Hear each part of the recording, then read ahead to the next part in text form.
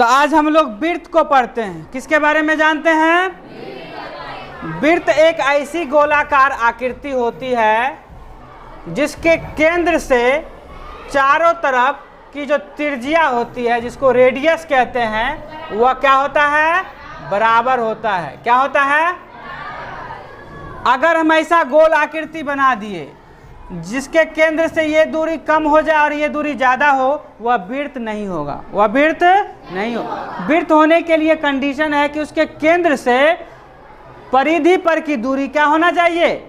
सब तरफ बराबर होना चाहिए। तो देखिए, पहले इस बात को समझते हैं। इस गोलाकार आकृति को क्या कहेंगे? वृत्त कहेंगे। क्या कहेंगे? इसके बीच की जो बिंदु होगा उसको क्या कहेंगे? केंद्र कहेंगे। क्या कहेंगे? और ये जो गोलाकार आकृति का ये बाहरी किनारा है, इसको क्या कहेंगे? परिधि कहेंगे। क्या कहेंगे?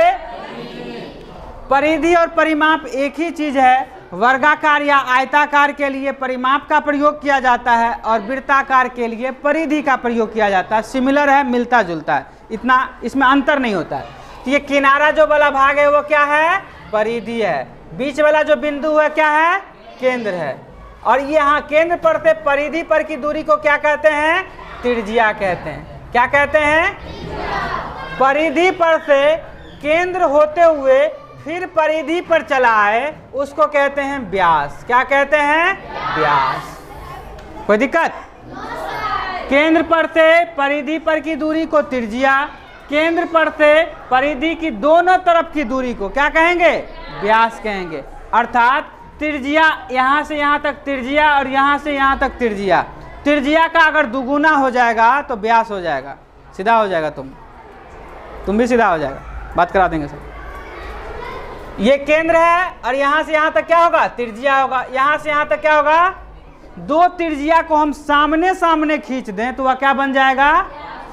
यहाँ से यहाँ तक ऐसे व्यास नहीं कहेंगे। यहाँ से यहाँ तक व्यास, सीधा व्यास का मतलब होता है सीधा खींचना। क्या होता है?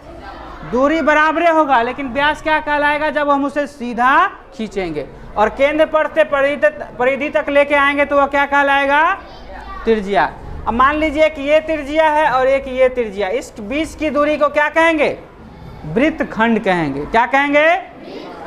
त्रिज्यखंड भी कहा जाता है। वृत्तखंड या ये खंड है। खंड मतलब क्या होता है? भाग होता है। अब पूरे वृत्त ये हो गया। इस पूरे वृत्त में जितना दूर यह जगह घेर रहा है यह क्या कहलाएगा? क्षेत्रफल कहलाएगा। क्या कहलाएगा? हम कोई गोलाकार आकृति बनाए, वह जितना जगह घेरा उसका क्या कहलाएगा? क्षेत्रफल कहलाएगा। तो वृत्त के सारे बिंदु को समझ गए। केंद्र कहाँ होगा? वृत्त के बीच में होगा। त्रिज्या किसे कहते हैं? केंद्र पर से परिधि तक की दूरी को क्या कहते हैं? त्रिज्या कहते हैं। परिधि किसे कहते हैं? बाहरी किनारा का जो आकृति है उसे क्या कहते हैं? परिधि कहते हैं। व्यास किसे कहते हैं? परिधि से केंद्र होते हुए फिर परिधि पर चला आए तो उसे क्या कहेंगे? व्यास कहेंगे। तो देखिए इसमें संबंधित सूत्र क्या है। वृत्त का अगर क्षेत्रफल पूछे, वृत्त का क्षेत्रफल, क्षेत्रफल का मतलब ये पूरा एरिया जितना दूर को यह ढक रहा है, तो क्या होगा? पाई आर स्क्वायर। क्या होगा? पाई आर स्क्वायर। और इसका परिधि पूछे तो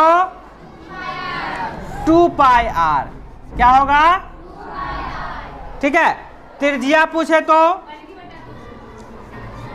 व्यास बट्टा 2।